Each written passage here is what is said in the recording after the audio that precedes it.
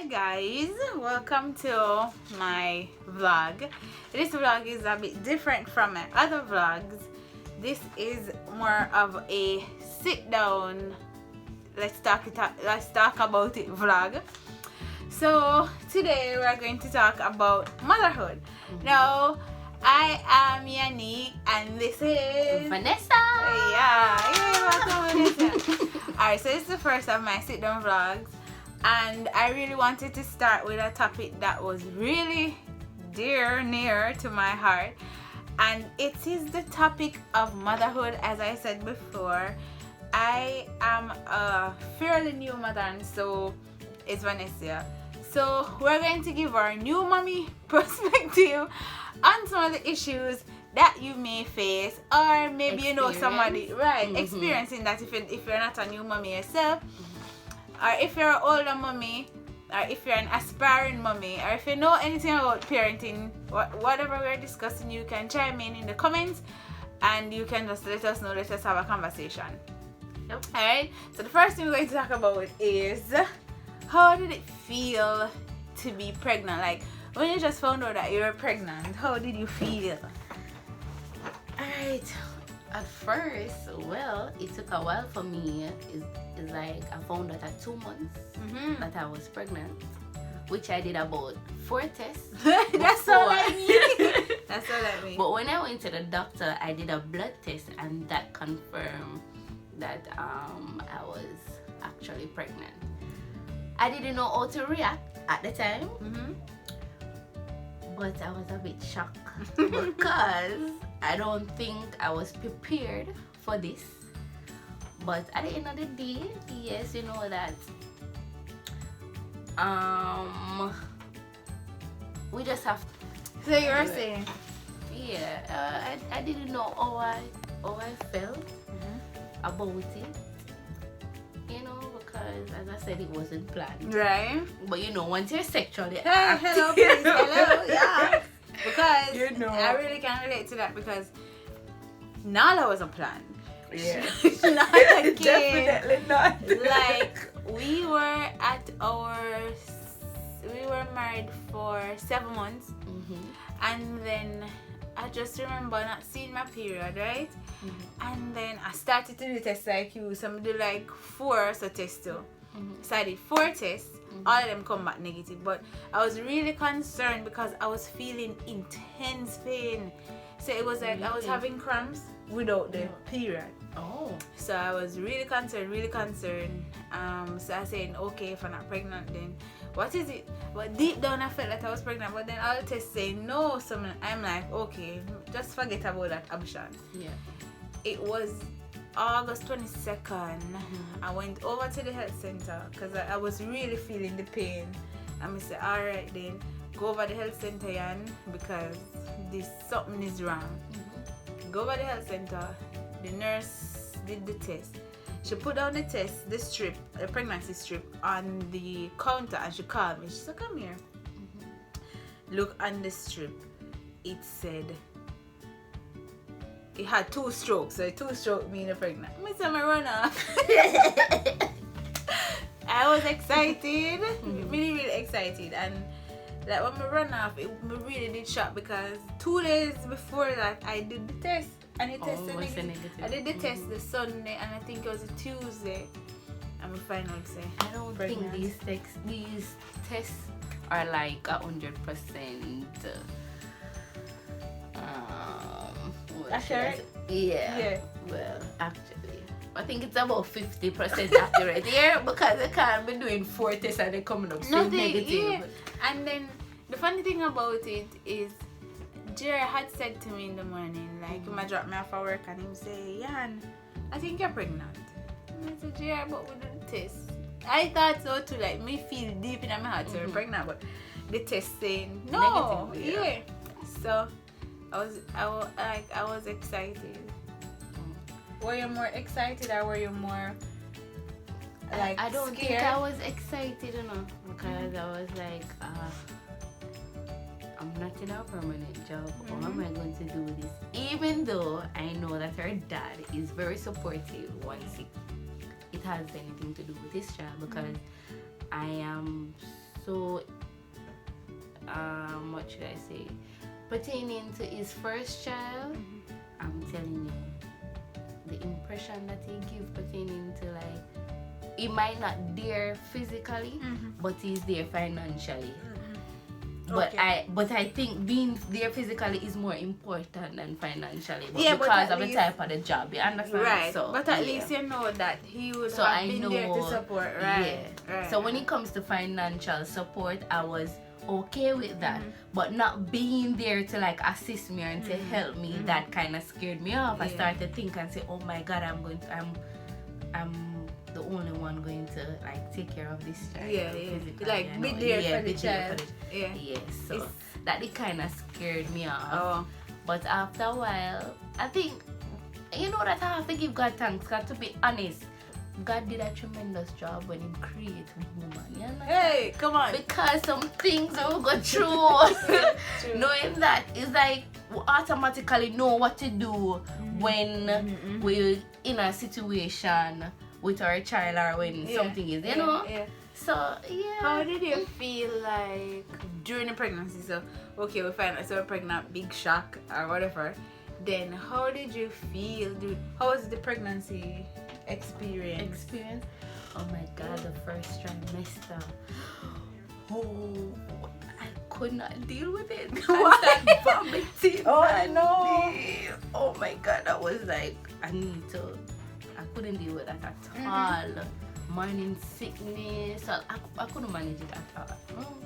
The funny thing about the first trimester is I didn't have much morning sickness. I was more emotional because there were a lot of changes going on with my body, and I was really in pain. So when I was reading up on it, I was reading up on like the ectopic pregnancy, you know, like when the baby instead implant in the womb itself, the implant in the tube and they said that caused really bad pain. So I was in really bad pain. So I went maybe like 7 weeks. So I found out I was pregnant at 6 weeks. And then the week after I went to do an ultrasound just to make sure that everything was okay, because the pain was horrible. And what they told me was that it was implantation pain. So baby was trying to implant, and that caused a lot of pain. Well, I didn't experience something like that. Still, I wasn't in any pain as much. But as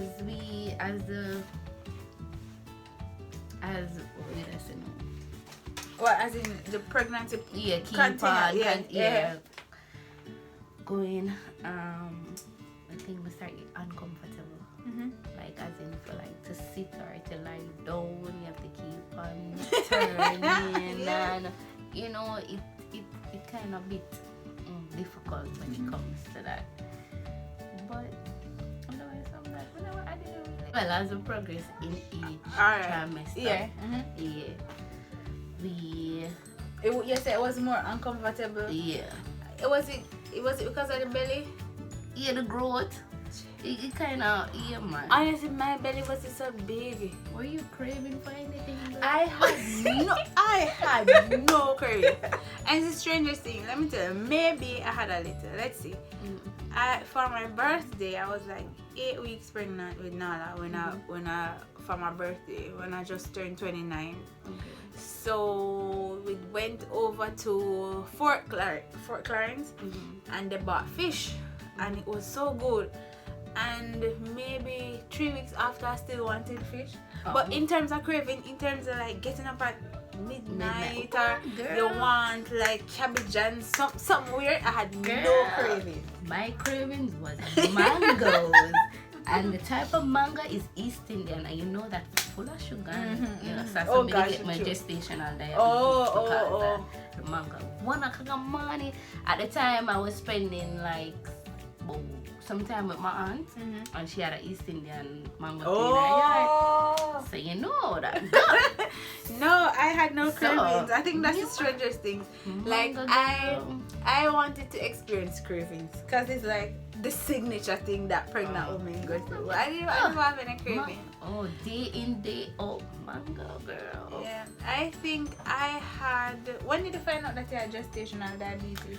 When I was like in my third trimester. I think I think the funny about thing that about it, I think like things come upon you in the third trimester. I don't know, because it was apart from like regular pregnancy sickness, whatever. Sensitive nose, like there was a cologne that Jer had I always loved to smell, and then at one point I was like, whoa there. I could not. Yeah, and he couldn't put it on. Not. Yeah. I hate to pass KFC. My stomach, you know, that is my favorite place to buy food and stuff. Anytime I pass KFC, I was like, I just feel like I want to just throw up, but I don't know why though. But it's the third trimester that I developed hepatic cholestasis of the liver. So it's when your liver you're producing too much bile, so the body not getting rid of it in time because there's an excess, so it's in your blood. And then what they said when I eventually found out, I did a video about it. So you can go back and watch that video, but I did a video about it called Nala. So if you want to hear more about that traumatic, like the delivery process, right, you can watch that video. But it was in the third trimester I discovered that I had this thing, and that's why they had to, because they say if it is that the baby stays much longer, then the bile, remember I said bile is toxin, and so they say it may cross over into the baby and then cause the baby to die. So that to take her, like when I found out the evening that they induced me the next morning. So it's like things just happen to you in the third trimester. It's like smooth sailing, and then but if your experience was different from ours, you can tell us about it. My one just, I didn't experience as much to say. Nothing like outrageous like yours, because boy, you've been through a lot. Did you have a regular birth, like vaginal birth? Yes, I did. Okay, and I'm a C-section. Alright, so now baby's here, baby has arrived. What are you feeling?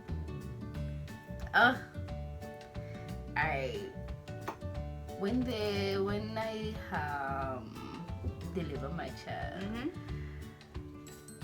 you know, normally you hear persons on social media will say, oh my god, this special, I feel so no, like they would say that their baby and they would feel this kind of way, like so I don't know really, but when I hold my child for the first time, I don't know how I felt, to be honest. Did they get to hold her like right after? Yes, it's when I gave birth that I was so weak. I don't know why I was so weak. Maybe because of hello, Miss, you just gave birth, of course. So I was weak, and I lay back, and the nurse came to me and said, "Mommy, what kind of baby this you have?" And I said, and I looked at her body part and stuff like that, and I said, "It's a girl." And they say, "Okay," then like they're trying to find if you're conscious, and you know, So I was there and I was like, "Can I hold her?" And they said that way they have to clean her up first before they can pass her on to me. So I said, "Okay," then. So I was there in a line up. So after they clean her up and they brought her back to me, I hold her in my hand, but she was just a little. I was like, what is this in my hand? You know, like it's a dolly or stuff like that. But I didn't know how to feel. I don't know if I should feel happy or, you know, I didn't have that kind of feeling. I was like, at one point I was there lying down. I was like, why I'm not feeling like, I didn't feel a connection that most women would say they feel like a connection. Like you see, not sure. Yeah. So I'm saying like, is this thing real or something? I don't know, because I wasn't feeling anything at all.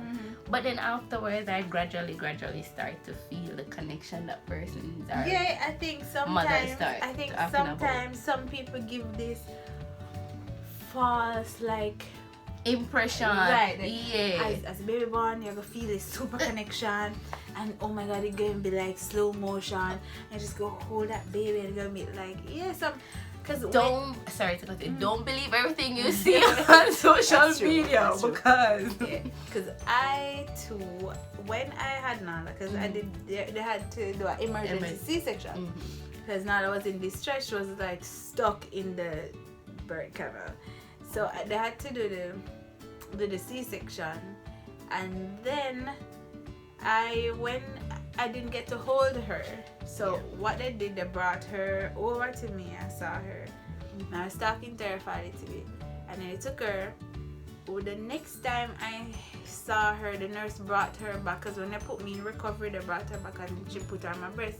So at no point did I get to hold her. Like when after birth, I didn't get to hold her at all. So it was straight to the she went straight to NICU because she was underweight. Oh, okay. So she went straight to NICU, and that's what they started to treat her for initially. Oh. And then she was admitted twice in NICU, and that was like a traumatic experience. So I didn't get to bond with her like at home, like regular. Yeah. So and so each time I saw her, she was hooked up to something or them drawing blood or something. So that part was really hard. When I took her home now, when we finally got her home for good, it was difficult because I was maneuvering the cut. I was trying not to move a lot. As much, And then this is my baby, so I'm saying like, oh my God, and I feel bad now because I'm supposed to be able to, Then JR had work, so because she came a month early, he applied for leave during the time Okay. So he had to work. So I had her most nights, but he was very helpful. Sometimes I would tell him, say, go and go sleep, and I will keep her. It was a very tiring experience. She was a colicky baby, so she cried a lot. And I didn't sleep, like sleep deprived.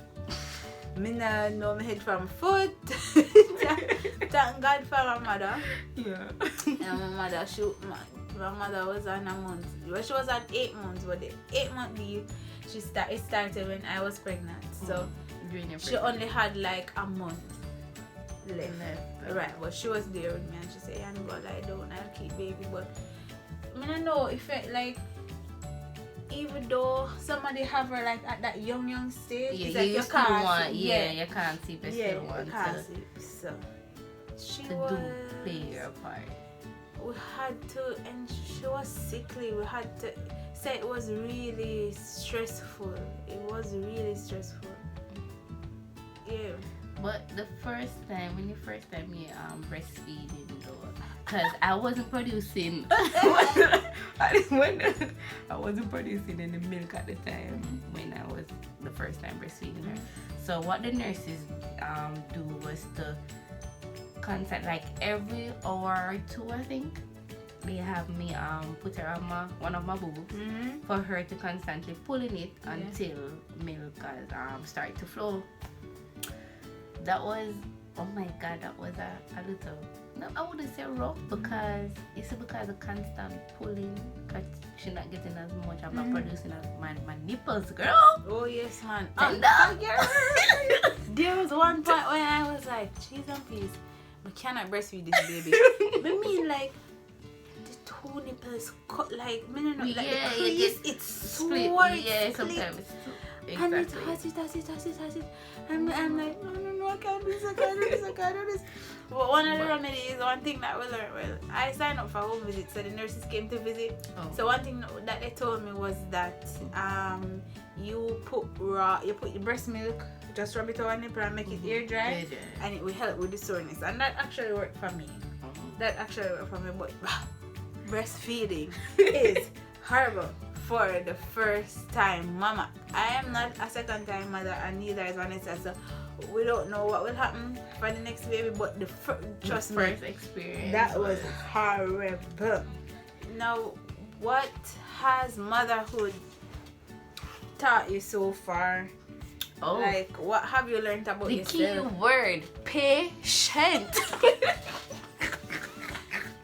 True. Sorry, patient. I didn't mean to act that way, but that's true. To be honest, patient. If you don't have patience, more time, I'm going to give you the Jamaican now. You want to lead them down. Hello. We My bad, y'all. Vanessa's daughter is 2. My daughter is 1, but she right. What? Yeah, 1.5. So she'll be 2. This month is November. She'll be 2 in March. You see when you have them when you're my baby. Yes. It's different. Exactly. No, they might develop attitude and talk back and something more select girl. Little girl. You want me to show you my cut? That's what I want, because the attitude when I'm upset, like if you reprimand her for something, it means she do so stiff up. She not talk to you, she don't want to hear nothing else. Yeah, trust me. That's true, Van. Motherhood has taught me how to be patient. Exactly. Like if you talk to my friends, they will tell you that I'm a patient person. But when you turn a mother, you see that patience that you thought you had. Yes. Oh my. Trust me. Yeah, you really learn about yourself. You learn a lot about yourself as a mother, because here is somebody totally dependent on you. Exactly. The person is totally dependent on you. And they look up to you, so you have to play a role that, you know, won't let them, like... Motherhood really shows you who you are, because as a person, as a person, as an individual, like you get to see your dirty behavior.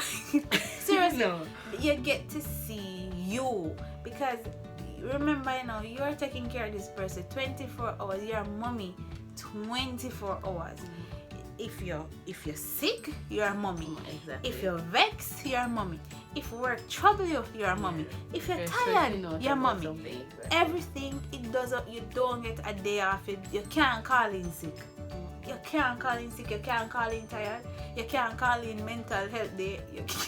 You're always a mommy. Mother, that's true. When you are at your rawest, that's when you get to know who you are. Yes, but I think motherhood helps to develop we as women to be very strong. Of course. To be honest, that is a good thing when it comes to being a mother. Yeah. Because having a child is not like 1, 2, 3, you know. So each person or each individual experiences are different.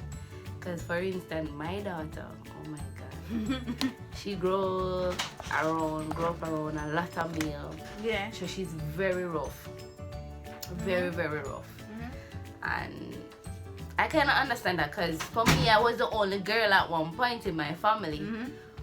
So I used to act like a little tomboy. So I'm trying not to let my daughter grow up in that way, you know, but as they go along, they decided what they want to do. True. So I thought, but knowing that, when you're talking to them and telling them that to stop doing what they're doing, like you're trying to get them out of trouble, they're going to look at you and like, no.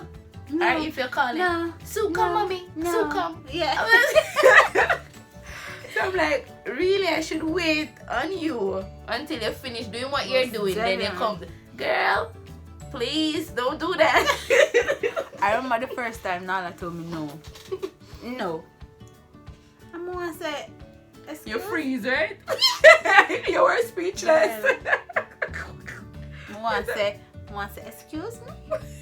But then I realized that we have to respect, because they're developing themselves as well, you know. True. So if they say no, we have to honor their no, and honor their no within reason. So if them do foolishness, that's different, you know. But if them say no, you have to respect them no, because you want to teach them that no means no. That's true. Right. So I had like me didn't want to react. Struggle with that. Right. Me didn't want to react, because I said, little girl, little girl. But I had to kind of pull back and just allow it to Nala. just go. Okay, Nala, that's totally okay.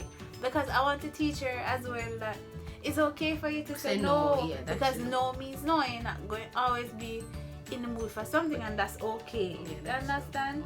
And I think that's another, we don't reach parenting tip because we're going to touch on that, but I think that's another thing that we need to learn how to listen to our children, Yeah.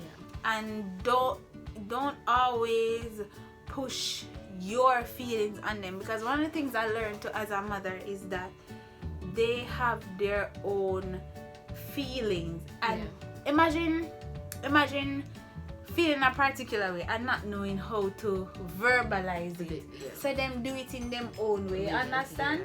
So it takes, as Vanessa said, it takes a lot, because you have to be patient, because them frustrated as well, you know. Alright, imagine you want water. So you're very thirsty, you want water. They don't know how to say, I want water.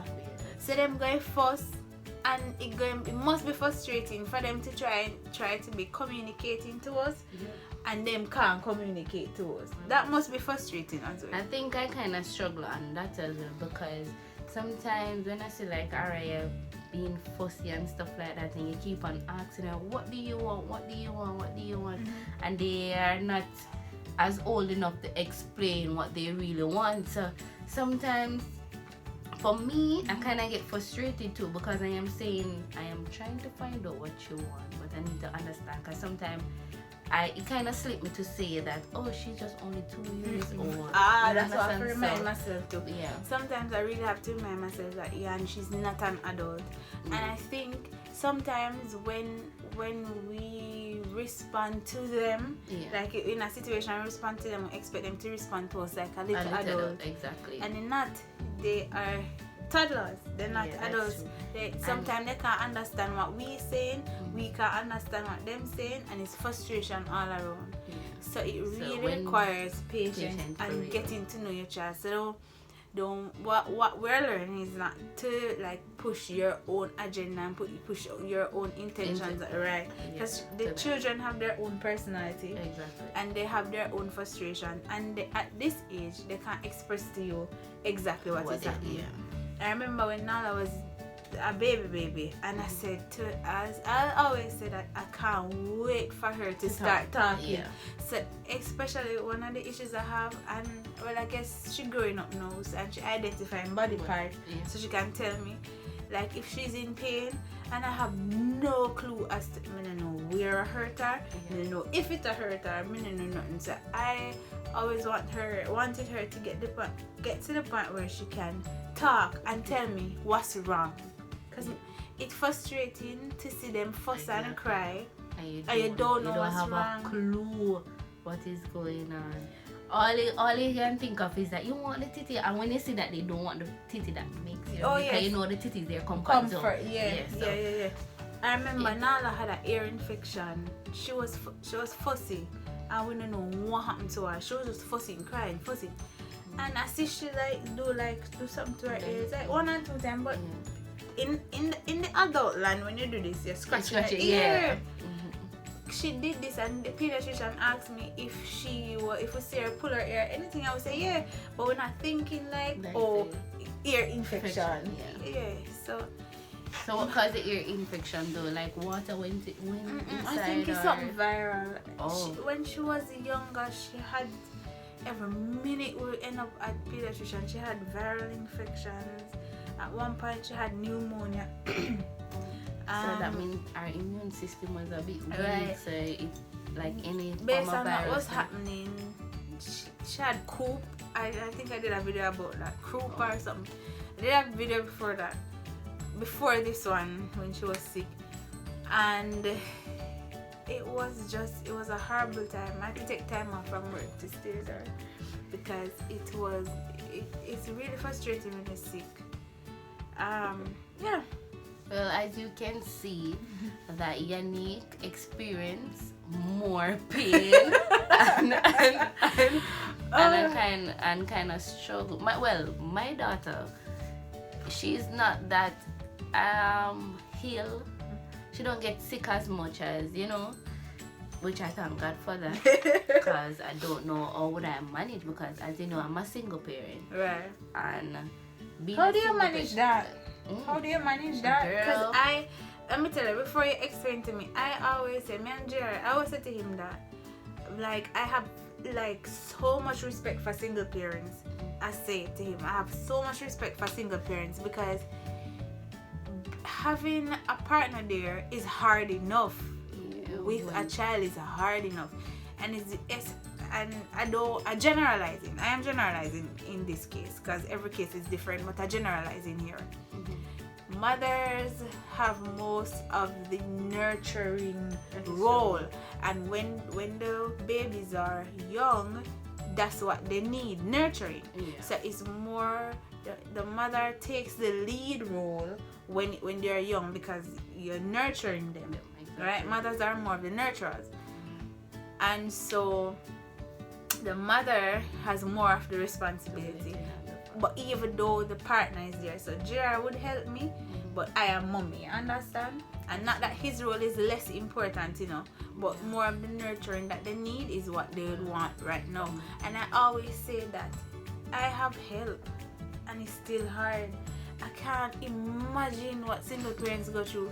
I always say to him, I have so much respect for single parents. Girl, to be honest, when I was living in Olaba, right, and the job that her father is, he's a police officer, so he will go to work like 6 o'clock in the morning, don't come back home until like maybe 11 o'clock in the night, and when he come home I'm tired and stuff like that.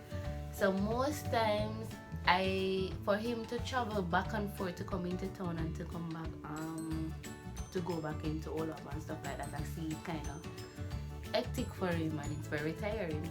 So what he will normally do, he will normally like sleep in Kingston and like come over on weekends.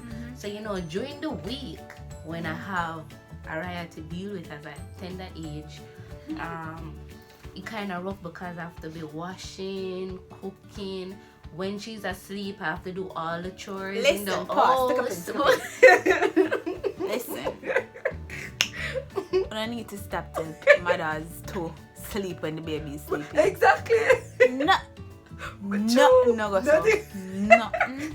Stop it. Nothing will get done if we both sleep. If we not to sleep, when baby things are washed. Exactly. When the house are go clean out little. Yeah. Stop it. Stop telling parents that they must see when babies sleep. That is the thing that I face. Some other things that I face but at the time I wasn't a single parent. It's just that her father wasn't there because he have to work, and I kind of understand that. But while I was there on my own, at one point she was just crying constantly, and I remember I just moved into that scheme and I said, I don't know anybody and stuff like that. My relatives are way back in town and stuff like that, so most of the things I have to figure it out. So I remember at one point when I didn't know what else to do, and I even called her father on the phone and I was saying that I really needed help, I feel tired, I don't know what to do. And he's saying that to give her a feed. He's telling me what to do. Yeah, he's trying to let me to kind of calm down, right? And to like just take a deep breath. Yeah. So I have to give him thumbs up for that. So I was there, and then I have her in my hand, and then I went by the chest of her. I hold her in my hand and I just lie down on the floor like that, and I was like, and I started to cry, and I'm saying, Father, please tell me what to do. Tell me what I cry, I cry. And I was there crying, and I was saying that, and Ara crying, and I said, don't know what to do, Father God. I said, Father God, please tell me what to do. What is wrong with her? Well, I walk up and down in the house, washing her, turning on the fan, sit in front of the fan, because she was sweating and stuff like that, and she sweat like her dad. Oh my God, it's so hard. So, anyways, I didn't know what to do, and I just sit there with her in my hand, and then I just push one of my breasts into her mouth, and she sucked on it for a little while, and then she came off and stuff like that. And then she kind of calmed down, then she started crying again. I still don't know what to do. At one point, I felt like I wanted to just walk out, leave her. I'm not saying, I don't know if person feel like mothers feel that way. But then let's talk about that, Van, because this is something that a lot of persons don't talk about. Like when it comes to motherhood, we don't talk about like when we get depressed or exactly. tired or things like that. Because I remember I got depressed after a while. I just felt sad. I was just sad. There's nothing that could lift my mood. I was just so, I feel like me in my pit. Me just did sad. That's true. And my mother noticed, and well, I think everybody realized I was sad. But my mother noticed that like this probably like leading into real depression. What they call it? What's it called again? Oh, we're going to find the word. Post depression. No, someone like we're going to put the thing here. We're going to put the word here. But yeah, so that type of depression, and sometimes we don't address it, and it's kind of like a stigma, because as we were talking about, what we're talking about before is that sometimes persons portray an image that as a baby born, like everything going to be perfect. You're going to automatically know what to do. The only thing you're going to feel is happiness. And yeah, it's a real postpartum depression. Postpartum depression is a real thing that affects a lot of persons, and a lot of persons don't even know what it is. A lot of persons feel guilty. And it's something natural. Your body went through a huge change. There are a lot of hormones flooding. You have to deal with this little human that is new to you, new to the world, totally dependent on you. You are super tired because it just gave birth. So I think that we need to talk about it more, because if I didn't have my mother and my friends, JR, who has been the rock, if I didn't have, it's a real thing, and we should talk about it more, because it does affect mothers, because we're supposed to be superhuman. We kind of feel. Who tell you that, girl? We're not no super. We're not supposed to. That is what we do to ourselves. We try to push ourselves and say that we try to like take on everything, which we can't. That's true. We can't because we're always going to need help. Even if you're a single parent, you're going to need your extended family, like somebody, your mother, your brother, your uncle, person. Something. Even if it's one person. My mom, no, because she's up in age though, but I'm not saying that she didn't help her, but she did help her. But I feel is that my daughter is my responsibility. So I did not want to burden my responsibility. Which is why we don't ask for help. Exactly. Especially mothers who are like that. We don't ask for help because this child is my responsibility. It's my child. Even though it's okay to ask for help, it is. But deep down within yourself, you don't want to ask, because you're saying that you're supposed to do this and you know, not to ask. Yeah, because this is your responsibility. And I want to encourage parents, all new middle, ask for help. Help is where it really, even if your village is 2 people. When they say it does take a village, Teresa, it does take a village. And your village not feel large. Since recently though, we keep on having like parents like over the news, you hear like mothers leaving their children in the car, in the house and stuff like that. Please don't quick to judge, because to be honest, being a mom takes a lot. And if you don't have that mentality in order to be strong and to take care of that loved one, you will end up just flip and just do things. I'm begging you guys, please do not judge those mothers. Sometimes I would say, why would she do such a thing or whatever? You know, we're quick to judge. Yeah, but you don't know. But you don't know. You don't know if a person have postpartum depression. You don't know the amount of stress the person. We're not picking up for bad mothers, you know, like crosses, careless mother. Exactly, because those are different. They're in one category by themselves. And then people that we're talking about. We're not talking about careless mama. We're talking about stress out mother who trying their best and they feel stressed. And I just want to encourage mothers out there, just hang in there. It's rough, but just hang in there. It is is like the roughest, most rewarding job. Yeah, that's true. It's like the roughest, most rewarding job to be a parent, to be a mommy. And at times we feel like bad mommies because you feel like you're not doing enough. Yeah. Right. Or you're tired. Yeah. I feel guilty. I work.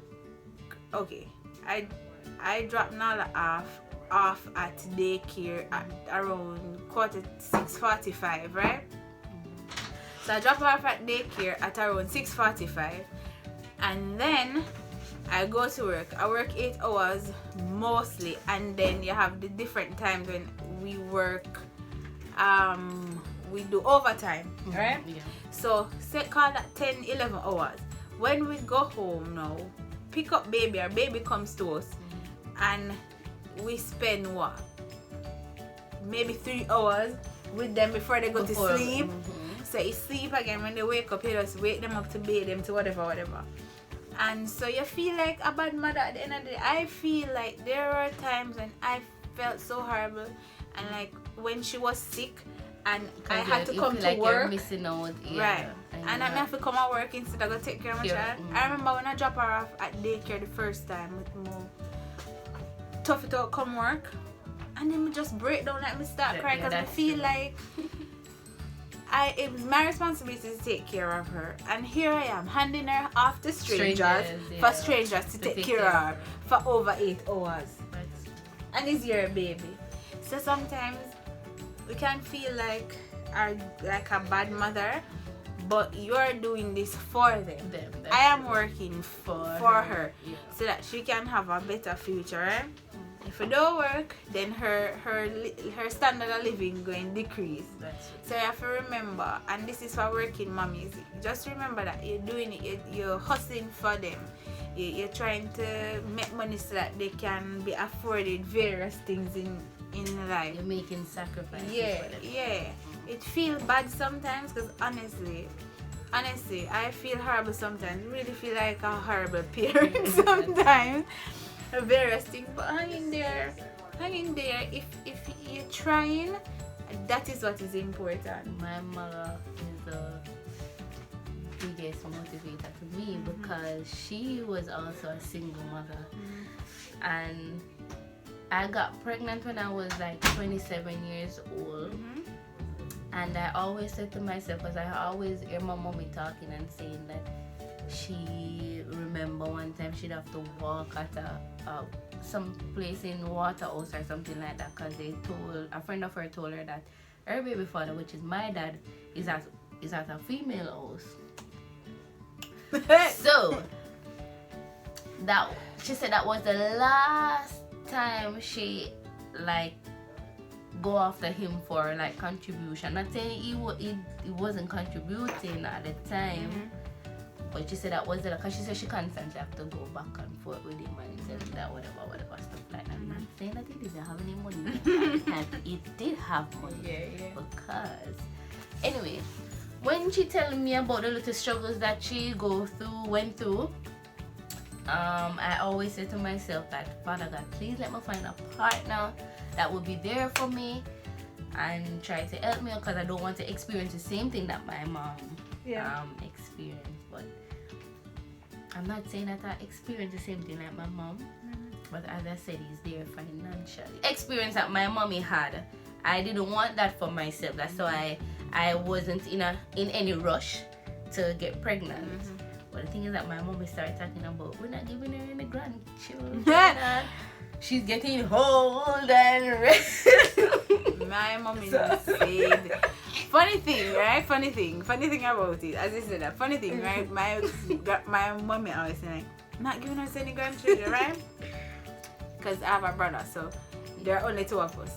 Turns out that both her grandchildren were born in the same year. So I always trouble and say, you get 2 for 1. Exactly. You get 2 for 1.